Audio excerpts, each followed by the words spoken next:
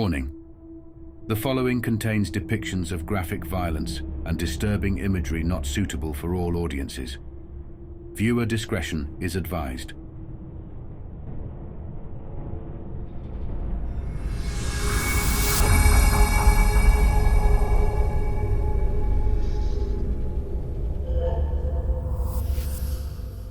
Long ago, in the ancient, rugged landscapes of Mistralis's southwest, strength triumphed over all else. Here in Armonia, what others called war was the very heartbeat of existence. A merciless rhythm where only the strong survived, the weak perished, and the useful toiled without rest. In this land, the scales of justice were unknown, and the compass of morality had long since lost its bearing. Here, only the sheer force of combat prowess was honored, and the sword was the ultimate symbol of power. And in this harsh world, those who mastered the sword were both feared and revered. But above them all towered a figure of legendary prowess, Andrew Sama. Under his indomitable shadow, the region of Armonia was, for want of a better term, unified. His dynasty lacked the sophistication of political systems or coherent governance.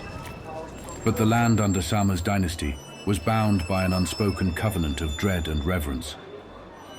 Sama's empire, a towering edifice of dominance, was built upon the crushed spirits of those who bowed before him, and the ruins of those who dared to oppose him. The ancient cities of Farsight and Kalgoth, whose origins were lost in the mists of unrecorded history, became the twin pillars of Sama's reign, ruled by his fearsome sentinels, known as the Hand of the Warlord. They were the enforcers of his iron will and symbols of his unassailable authority. In this brutal society, the only path to recognition for commoners was through the blood-soaked ranks of Sama's army. Blood and steel were but rungs on a cruel ladder to a semblance of importance. This was a world where the halls of honor had room only for warriors, a society where conquest was the only virtue, and blood its only currency. In the shadow of this colossal empire, the ordinary artisans of life, bakers, masons, smiths, farmers, tailors, were relegated to the fringes of humanity by the dynasty's harsh edicts. To the elite warriors of the land, these vital artisans were mere whispers of existence, their necessity overshadowed by a perceived inherent weakness. They were seen as a class apart, not by creed or skill, but by the absence of martial prowess. That was the currency of respect in this land. The fruits of their labor brought no accolades, their skills garnered no esteem. Unseen and unheard, they toiled without recognition, their hands crafting the very foundations of the empire that never acknowledged their worth.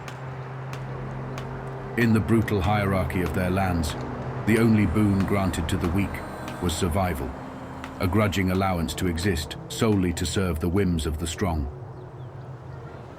As the sands of time flowed unceasingly, the mantle of tyranny was passed down, its rule cascading through generations like a relentless torrent, each ruler's grip as ironclad as the one before. The formidable shadow of the First Dynasty stretched far and wide, casting its oppressive veil over the entire southwestern expanse of Mistralis. The ultimate frontier of their dominion was the Spine, a realm shrouded in mystery and laden with peril, whispering secrets that beckoned the brave and foolhardy alike. The Spine became a beacon for the intrepid and the ambitious within the ranks of Sama's army. Drawn to the challenge of the uncharted, many a warrior met their fate in pursuit of its secrets. The incursion into this new land was executed with a fervor that was both rapid and ruthless. The Sama forces, intoxicated by the thrill of discovery and conquest, carved their path through the Spine with little regard for the reverence and majesty of the land. The once untouched wonders of the Spine, including the rare and mystical Farsight crystals, along with the indigenous Mystilian, fell victim to the voracious appetite of Sama's legions. In the aftermath of their unyielding conquests, the Sama Dynasty soon witnessed the rise of the city of Vorathal, emerging from the cavernous depths of the spine. This architectural marvel stood as a formidable testament to the subjugation of the once untamed lands, a concrete symbol of the dynasty's triumph over the wild dangers and enigmatic perils of the spine. Its towering structures and labyrinthine passageways echoed the unyielding spirit of the conquerors, a physical embodiment of their unquenchable thirst for dominance. This monumental act of creation marked a pivotal chapter in the saga of Armonia. However, the ripple of consequences that followed strayed far from what Sama had envisioned. Vorathal, intended as a crowning glory of conquest and power, instead became a mirror reflecting the stark reality of a conquest that spared no thought for the deeper consequences. Amidst the natural splendor of the spine, Vorathal stood not just as an architectural wonder, but as a poignant reminder of the delicate balance disrupted by the dynasty's relentless pursuit of control. In this defining moment, the people of Armonia stood at the threshold of a new era, one that was shaped by the triumphs and transgressions of their rulers, and unfolded in ways that even Sama had not fully anticipated. In the oppressive shadow of the dynasty's rule, the seeds of dissent were sown deep within the heart of Armonia. Rebel groups and resistance movements sprang up like defiant flames across the land, only to be crushed with swift and brutal efficiency. Yet as the echoes of the spine's conquest reverberated through the land, a new whisper began to spread among the downtrodden and defiant: the Sons of the Night. This emergent force, shrouded in secrecy and resolve, began to weave together the disparate threads of rebellion scattered throughout Armonia. Under their singular banner, these fragmented factions found unity and purpose. The Sons of the Night kindled a burning vision: to wrest the spine from the clutches of the First Dynasty, and to carve out a sanctuary of freedom amidst the chains of tyranny. While the Sons of the Night bore a mantle of mercy not seen under the harsh rule of Sama, they were nonetheless forged in the brutal realities of constant war, relentless conquest, and the perpetual struggle for survival. Their essence was carved from the very same bedrock of conflict that had shaped their adversaries. In the turbulent early days of their uprising, the Sons, driven by necessity, resorted to the conscription of commoners from the surrounding regions, often without regard for the individual's willingness.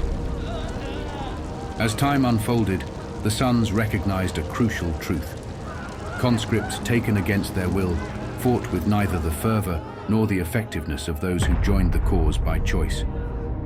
This realization led to the cessation of forced conscription, a decision born not from a wellspring of empathy, but from a pragmatic assessment of battlefield efficacy. Nevertheless, this shift in policy, though motivated by self-interest, inadvertently ushered in a taste of relative mercy, a concept long alien to the people of Armonia. For the commoners, long accustomed to the unyielding harshness of the Sama Dynasty, this unexpected change, however small and self-serving, represented the closest semblance of compassion they had ever encountered. As the Sons of the Night rallied to challenge the overwhelming might of the Sama Dynasty, they sought to replicate the grand armies of their past, echoing the militaristic strategies they had once known under Sama's rule. However, the forces arrayed against them were vast and formidable, and they quickly found themselves outmatched by the sheer scale and ferocity of their adversaries. The Battle of the Night unfolded in a tempest of steel and fury. A maelstrom of conflict that was as swift as it was brutal.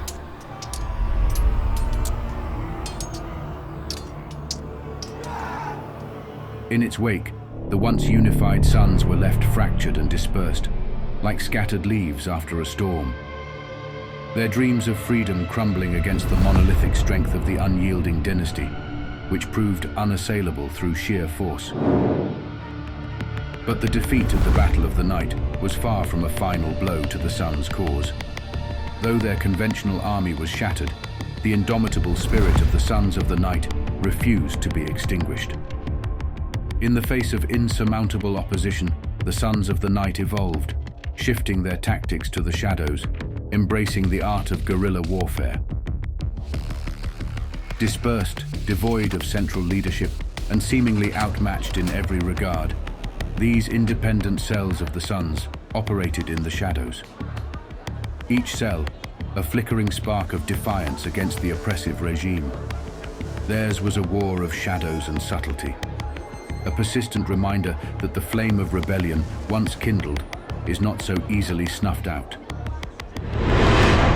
Each act of defiance, no matter how small, contributed to a relentless campaign of resistance, a symbol of the enduring spirit of the Sons of the Night. Their fight became a war not of armies, but of wills, a testament to the enduring flame of rebellion that no tyranny could completely extinguish. Amidst the chaos and strife that engulfed Armonia, a new and ominous figure rose to power. Gale Sama, heir to the throne of his forebears. His name became synonymous with a level of brutality and bloodlust that surpassed all previous Sama Warlords. Gale's reign was defined by an unrelenting ferocity, marking him as the most dreaded and vicious ruler in the dynasty's dark history. Taking command from the stronghold of Vorathal, Gale Sama unleashed a surge of terror across Armonia. Gale's reign was not just a continuation of the dynasty's legacy, it was its most extreme manifestation. His approach to governance was one of ruthless elimination. He viewed any hint of opposition as a threat to be obliterated. Under his watch, suspicion and fear became the tools of statecraft, and anyone deemed a traitor, or even rumored to be, was swiftly and mercilessly eradicated. His campaign of suppression knew no bounds, targeting all perceived enemies without hesitation, remorse, or exception. Under his iron-fisted reign, the very foundations of Armonia trembled, as he sought to extinguish even the faintest spark of rebellion. His methods, devoid of restraint, pushed the boundaries of Armonia's endurance to its very limits. The land, already scarred by generations of conflict and despotism, now groaned under the weight of his oppressive hand. Armonia itself was pushed to the precipice of ruin, its spirit nearly broken by the relentless onslaught of Gale Sama's dictatorial regime. As the years of his tyrannical reign waned, a marked change overcame Gale Sama. The once domineering Warlord of Armonia began to retreat into seclusion, shrouding himself within the cold, forbidding walls of Vorathal's halls. His retreat into isolation was profound, with days stretching into weeks, where no one, save for the elite sentinels of the Hand, would glimpse the Warlord. And when Gale emerged from his reclusion, it was not without dark purpose. Initially, Gale's demands were simple: the summoning of a single, seemingly arbitrary individual to his presence. However, as time passed, these requests grew more frequent and ominous, the number of people called to his chambers steadily increasing. And with each command, the halls of Vorathal became a cacophony of terror. The air would tremble with the harrowing screams of agony that echoed through its corridors, sometimes lasting for days on end. A bone-chilling orchestra of the unknown horrors within. Even to the Hand, the trusted agents of Gale's will, the exact nature of what transpired within those closed chambers remained shrouded in mystery and dread for a time. The piercing wails of torment that emanated from behind the doors left a haunting impression. A vivid, grotesque tapestry of suffering that unfolded at Gale's hands. The rumors and fear surrounding Gale's secretive practices fed a growing aura of terror, as the halls of Vorathal became synonymous with a nightmarish realm of pain and despair. As Gale Sama's descent into sadism deepened, the Hand found themselves increasingly entangled in the dark web of his activities. No longer mere observers, several of them were now summoned to join the Warlord within the ominous confines of the dark halls. With their involvement, the chilling screams that pierced the air of the shadow-laden halls of Vorathal intensified, a harrowing reminder of the escalating brutality within. Outside the foreboding walls of Vorathal, whispers of Gale's malevolent deeds began to weave their way through the terrified populace. Tales of unspeakable atrocities committed by Gale circulated in hushed tones among the commoners. Some spoke of prolonged and unimaginable tortures, where victims were subjected to relentless agony before finally being granted the sweet release of death. Others whispered of a more gruesome fate, alleging that the unfortunate souls were devoured by the feral Mystilians kept within the fortress. But among these already dark rumors, there were whispers that spoke of an even more sinister possibility. These quiet, fearful voices suggested that the true horror of Vorathal was not Gale himself, but a darker evil. Deep beneath the foundations of Vorathal, it was said, resided an ancient and malevolent entity, a dark power that Gale had awakened. This entity, quickly christened the Shadow by the common folk, became the centerpiece of the most terrifying tales. Gale had transformed from a mere tyrant into a figure of otherworldly dread, a crazed radical serving an unfathomable darkness that threatened to engulf not just Vorathal, but all of Armonia. The reign of terror under Gale Sama had finally reached its tipping point. The citizens of Vorathal, once submissive subjects, could no longer stomach the depravity of their warlord. They joined forces with dissenting elements within Sama's own military. In an unprecedented act of defiance, they rose as one, their resolve steeling as they marched towards the imposing keep of Vorathal. Their singular goal was clear: to bring an end to the sadistic madness that Gale had embraced with such fervor. Isolated in his madness, Gale found his once mighty army turned against him. All he had left were the members of the Hand, his most loyal and fearsome sentinels. Facing the entirety of his former army, Gale stood virtually alone against a force he had once commanded. The odds were truly insurmountable, yet the fearsome and dreadful life of Gale Sama would not end with an act of surrender. With a stoic resolve, Gale and the Hand unsheathed their already blood-soaked blades, ready to face the end. This decisive confrontation forever altered the fabric of Armonia. The events of this cataclysmic battle have since been the subject of intense speculation and debate among scholars.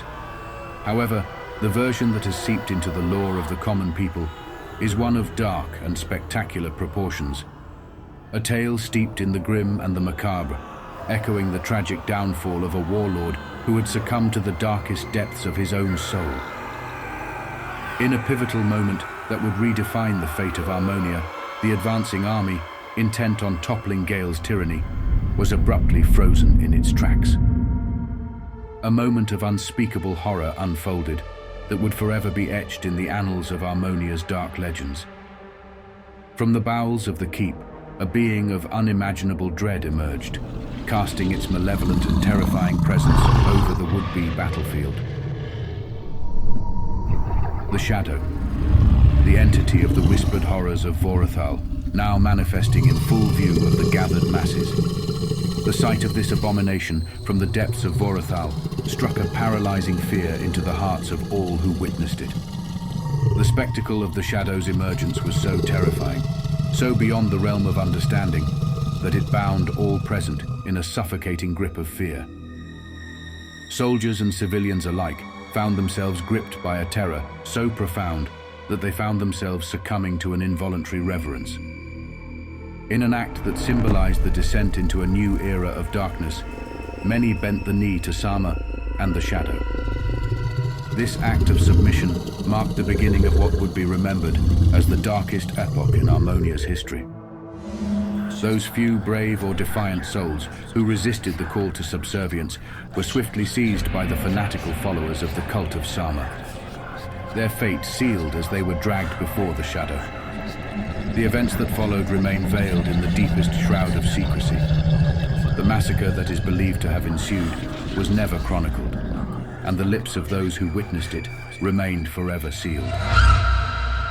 The only certainty is the aftermath, a grim echo of the unspeakable horrors that must have transpired. This event, lost to the secrecy of history, left a legacy of fear and speculation that would haunt Armonia for generations to come. The massacre at Vorathal left an indelible scar upon the land, turning the once proud city into a ghastly scene straight out of a nightmare. In the aftermath, Gale's army, now an instrument of darkness, set forth from the blood-soaked ruins of Vorathal. Their march towards Armonia was a somber procession of doom, leaving behind the remains of the fallen, a grisly mosaic of those who had stood against the shadow. As the shadow withdrew back into the dark depths from which it had emerged, its presence faded into legend, never to be witnessed again. However, its influence lingered like a malevolent spectre over Gale and his forces. The dynasty, now finally willing to distance itself from Gale's atrocities, swiftly denounced him, severing the ties that bound Armonia to the Sama legacy. Meanwhile, Gale's remaining followers, now ostracized and vilified, came to be known as the Cult of Sama, a faction marked by their unshakable loyalty to their fallen leader. The campaign that ensued, known infamously as the Purge of the Impure, was a chapter written in blood and shrouded in mystery. The true intent or meaning behind this ominous designation, as understood by those under the shadow's sway, remained shrouded in ambiguity. A sinister puzzle echoing the entity's inscrutable nature. Gale's forces, now a remorseless tide of destruction, carved a path of devastation across the land, reaching the very gates of Kalgoth. It was here, at the threshold of further conquest, that Gale received word of a new and unforeseen adversary. This revelation halted the advance of his army, a momentary pause in the tide of terror that had been unleashed upon Armonia. The emergence of this new enemy signaled yet another twist in the ever-unfolding saga of conflict and power struggles that plagued Armonia. In an unforeseen twist of destiny, the Crowns of Covila, in their persistent exploration of the spine's vast and mysterious expanse, inadvertently ventured into the realms of the Western civilization. Their path intersected with the lingering remnants of the cult of Sama, the forsaken guardians left in the wake of the Purge of Vorathal. Caught off guard and ill-equipped for battle, the outmatched Covilans faced a harrowing ordeal. The skirmish was fierce, and the outcome unfavorable for the explorers. With no choice but to retreat, the Covilan forces were splintered, each crown set adrift on an isolated and perilous path amid the chaos of battle. Simon Klaus, one of the Crowns of Covila, managed to retrace the route they had originally taken, leading him back to the safety of Callista. His cousins, Jason and Sarah, however, were not as fortunate. They found themselves propelled in opposite directions, Jason to the north and Sarah to the south, each embarking on their own solitary journey through the unknown. Yet, as if guided by the hand of fate, circumstances would conspire to reunite the divided Crowns of Covila. Their individual experiences during this period of separation, fraught with challenges and revelations, would ultimately converge, bringing them back together in a confluence of destiny that would redefine their paths in ways they could scarcely have imagined. While Simon marshaled the forces of Covila in Callista, his cousins carved their own paths into history.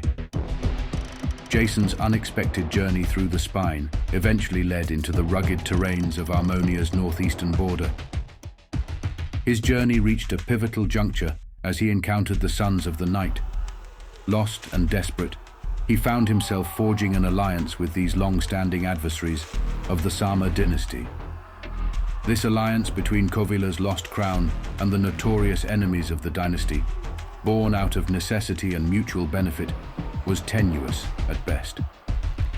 Nevertheless, in the face of common adversity, Jason's decision to align with the Sons marked a significant, albeit unstable, turning point in the ongoing conflict. Meanwhile, Sarah's odyssey took a turn towards the extraordinary.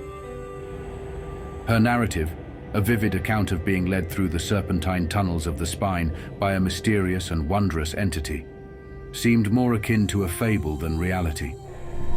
Initially, her story was dismissed as mere imagination.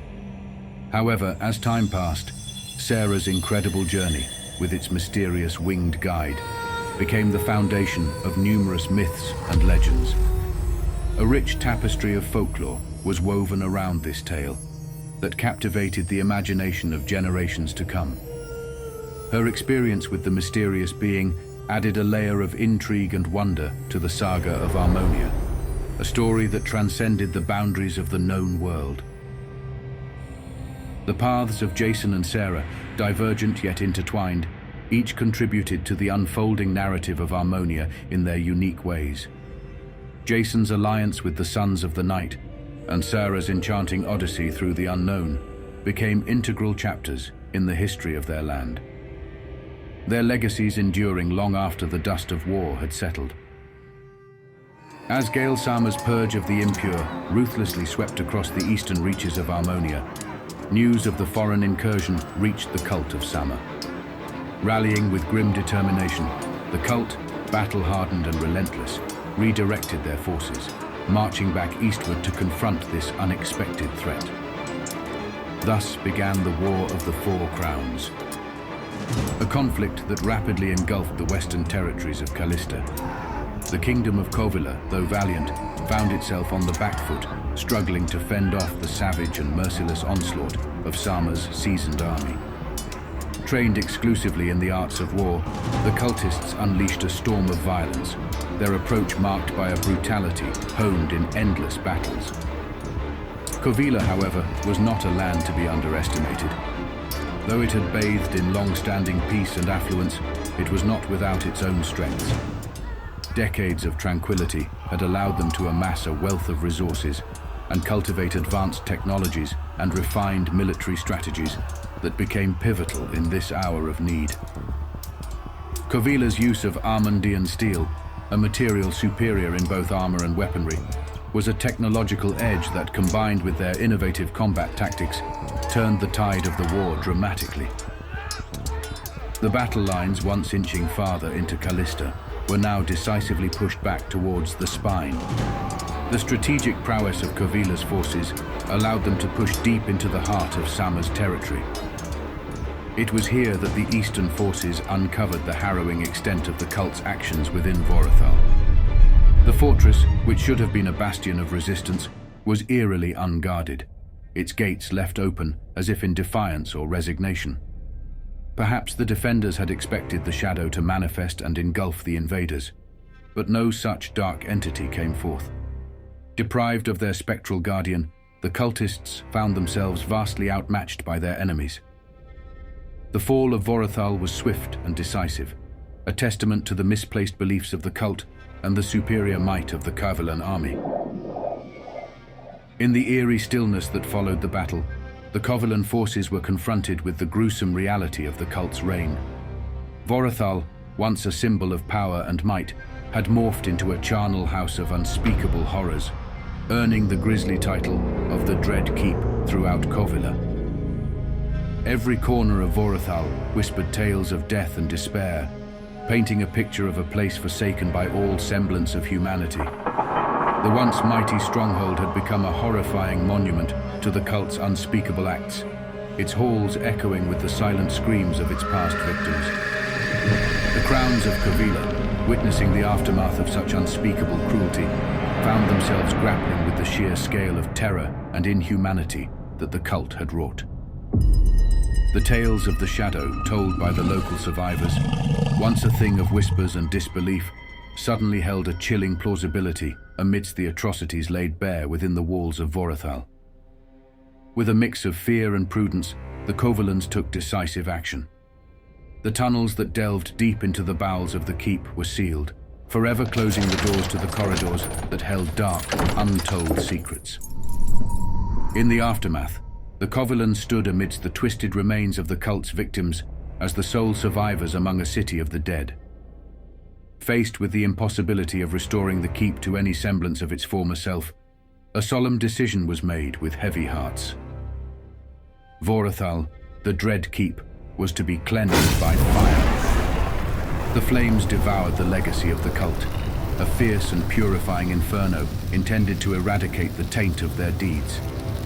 It was a hope, perhaps faint but fervent, that in burning away the remnants of this dark chapter, life might one day find a way to return and reclaim the ashes of Vorathal's desolate grounds. In the midst of the tumultuous conflict that now engulfed Armonia, Gale Sama, the once feared warlord and architect of so much terror, found himself in a rapidly declining position. As the tide of war surged against him, he desperately sought to muster support, leveraging the notorious legacy of fear and brutality he had cultivated. He called upon the farthest reaches of Armonia to rally under his banner and repel the Covilan invasion. However, the remnants of his dynasty, now witnessing the unraveling of their once indomitable leader, turned deaf ears to his pleas. The warlord, who had willingly plunged himself into the depths of darkness, found himself abandoned, a pariah in his own land.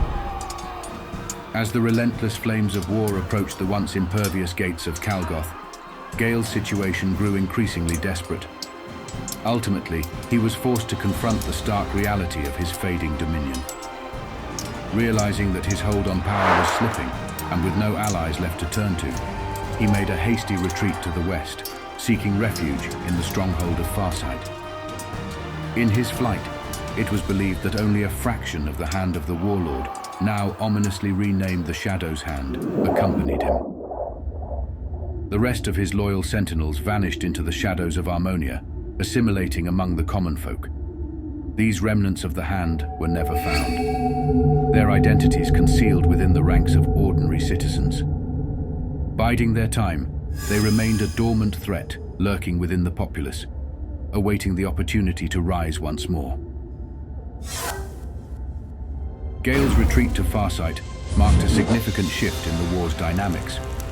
No longer the invincible warlord of legend, he now faced the grim reality of a kingdom in turmoil and a legacy in tatters. His flight symbolized not just a physical retreat, but a metaphorical fall from power, as the once unstoppable tide of his reign began to recede in the face of Covila's unyielding advance. Armonia, once a unified realm, found itself divided, its unity shattered into three fiercely opposing factions. The once dominant dynasty, the formidable cult of Sama, and the insurgent Sons of the Night, all engaged in a relentless power struggle, each seeking supremacy over the others. However, the unity between the Sons of the Night and the Crowns of Covila significantly tipped the scales of the conflict in their favor. Even still, the alliance with Covila was not enough to secure total victory. And so the war evolved into a protracted stalemate as the dynasty massed its forces in opposition of the invaders. This complex three-way deadlock stretched on for several grueling years. The remaining forces of the cult, having entrenched themselves within the fortress of Farsight, transformed it into a stronghold of resistance. Within its formidable walls, they waged a defiant last stand, repelling the onslaughts of both the dynasty and the Sons with grim resilience in the face of overwhelming odds. Meanwhile, the alliance between Covila and the Sons had solidified their hold over eastern Armonia, an area they had renamed Malradon, symbolizing the new order that was emerging from the flames of the war. Covila, with respect for their new allies, promised the Sons of the Night sovereignty over these lands once the war concluded, a pledge that further solidified their alliance. The remnants of the dynasty, despite being weakened, clung tenaciously to the majority of what remained of Armonia. Their strategic defense at the central bridge of Armonia was crucial, effectively halting the advance of both the Sons and Covila's forces. Yet despite this defensive success, they found themselves locked in a position of stalemate. Attempts to reclaim lost ground proved futile, with the impregnable walls of Farsight and the fortified positions of Covila proving insurmountable. This enduring deadlock highlighted the resilience and determination of each major player, each faction holding its ground, but unable to deliver a decisive blow to change the course of the war, which had deeply scarred the landscape of Armonia. The deadlock that had long ensnared Armonia was finally broken by a decisive diplomatic triumph. Emissaries from Covila, through skilled diplomacy and negotiation, succeeded in enlisting the support of Rahlack, a crucial ally with a formidable naval fleet. This new alliance marked a significant strategic shift in the war. Utilizing Rahlack's ships and allies from the Suns, who knew the lands of Armonia, Covilan forces executed a masterful maneuver, landing on the western shores of Armonia and swiftly seizing control of Vornia. This bold maneuver diverted the dynasty's attention and resources, creating a crucial opening in their defenses. With the ability to launch coordinated attacks from both the east and the west, Covila's military strategy swiftly shifted from a defensive stalemate to an aggressive advance. Covila rapidly gained momentum. Their dual-front offensive proved to be devastatingly effective, allowing them to claim vast swaths of territory with remarkable speed. Bolstered by the combined strength of Covila's military, the tactical knowledge of the Suns, and the fleet of Rahlack, the power of the invading forces proved overwhelming. The dynasty, unable to counter this renewed onslaught, saw their control over Armonia slip away, their forces utterly scattered to the four winds. With Armonia's liberation from the dynasty's grasp nearly complete, the focus shifted to the final adversary, the cult of Sama and Gale Sama himself, entrenched within the great fortress of Farsight. The time had come for the ultimate confrontation. The combined might of the Covilan army and the Sons of the Night converged on their final enemy. The stage was set for what would be remembered as the final battle of the First War, a clash that promised to bring an end to the long and arduous conflict that had utterly ravaged the land of Armonia and shaped the future of the world for generations to come. As the Siege of Farsight reached its climax, Gale Sama, the once feared Warlord of Armonia, found himself ensnared in a tightening noose of despair. With every avenue of escape cut off by the encroaching armies, the cult of Sama was cornered within the walls of their last stronghold, with the shroud of the invading forces looming over them. The events that transpired within the fortified walls of Farsight during those final days are draped in mystery, leaving behind a dark web of myths and legends that sought to fill the gaps left by history.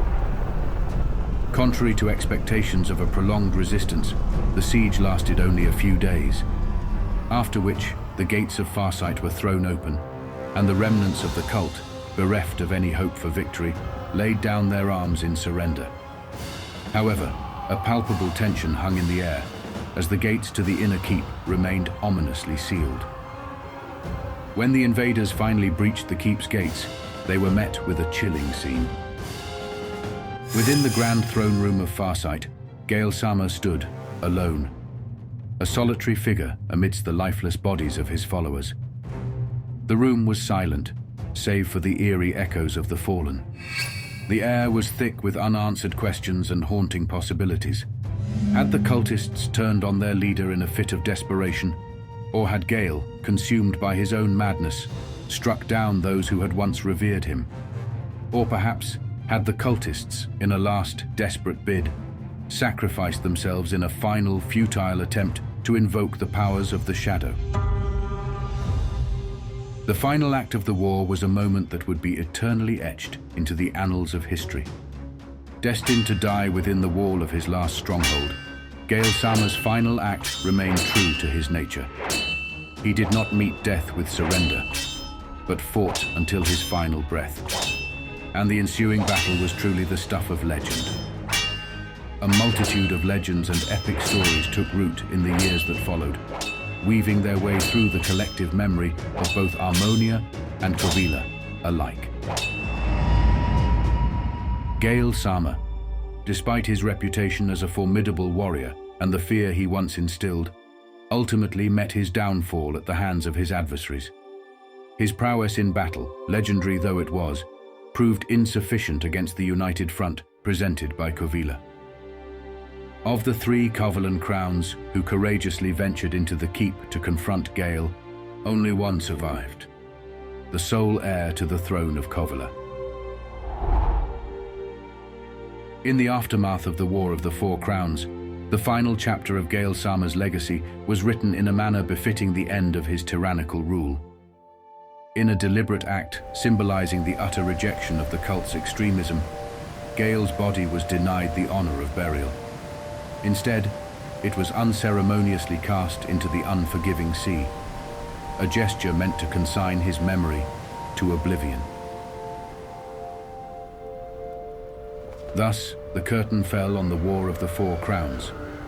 However, the scars it left on the land and its people were deep and indelible. Armonia, though freed from the shackles of the First Dynasty that had bound it for a millennium, found itself in a fragmented state, its landscape marred by the ravages of prolonged strife. The scars ran deeper than the battles and sieges. They were etched into the very soul of Armonia. The path towards healing would be a long and arduous journey. As the remnants of a broken land began the slow process of recovery, the people of Armonia faced an uncertain and daunting future. The chains of the old dynasty were broken, but the path forward was uncharted. A new era beckoned, filled with possibilities and perils. The people of Armonia, standing at the crossroads of their history, were poised to forge a new destiny, to rebuild their land and their lives in a world that was, at long last, their own to shape.